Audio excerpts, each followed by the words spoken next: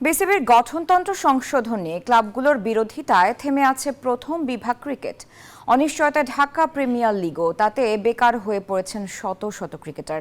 তাদের মনে একটাই প্রশ্ন, মাঠে ফিরতে পারবেন কবে? যদিও আশ্বাস দিয়েছেন বোর্ড সভাপতি ফারুক আহমেদ, দ্রুতই ফেরানো হবে মাঠের খেলা।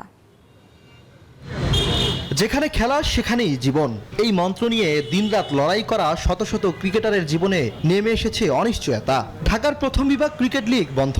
গঠনতন্ত্র সংশোধনের বিরোধে ক্লাবগুলোর সিদ্ধান্তে অনিশ্চিত এখন এই ক্রিকেটারদের রুটি রুজি।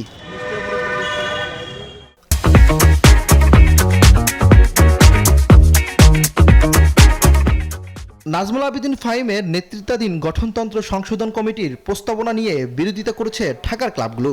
ক্লাব পরিচালকদের সংখ্যা কমানোর প্রস্তাবে উত্তাল হয়ে উঠেছে পুরো পরিস্থিতি। লিগ বন্ধের সিদ্ধান্তে বেকার হয়ে গেছেন শত শত ক্রিকেটার। 7 মাস হোক 9 মাস হোক ওয়েট করি শুধু এই ফার্স্ট ডিভিশন ক্রিকেটের জন্য। সো এখান থেকে এই পারিশ্রমিক দিয়ে আমরা আমাদের সংসারটা মেনটেন করি, যেই কারণে প্রত্যেকটা ক্রিকেটার এবং 20টা দলের 20 জন সিনিয়র ক্রিকেটার আমরা এই মুহূর্তে আপনাদের সামনে জাস্ট বিকজ অফ একটা কারণে যে আমাদের ক্রিকেট লিগটা কবে অ্যাকচুয়ালি প্রেসিডেন্ট শুরু করছে সেটা জানার জন্য।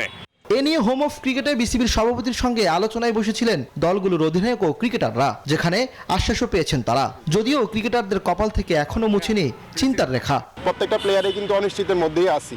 তো যেহেতু আমরা আমাদের আজকে আসার এবং প্রেসিডেন্টের সাথে দেখা করার উদ্দেশ্যই ছিল এটা, যে উনি আমাদেরকে এক্স্যাক্টলি একটা টাইম দিবে যে টাইমের মধ্যে খেলা হবে।